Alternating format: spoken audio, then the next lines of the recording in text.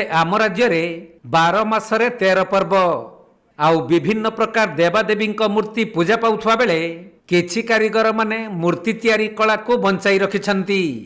तेणु जेकोसी सार्वजनीन पूजा आसिले मूर्तिशाला रे निर्माण होई थाई भली कि भली मूर्ति, किंतु अल्प केतेक कारीगर मूर्ति तैयारी करुथुवा बेले आजिर युव समाज रोजगार पाई अन्य राज्य को जिबे पछे किंतु एही कला को आपणाउ नाहंती। जदियो मूर्ति तैयारी कले बेसी रोजगार हुए नहीं, तथापि भी विभिन्न पूजा पर्वाणी रे जेतिकी मूर्ति निर्माण हुए आपातत परिवार चली जिबा पई सक्षम।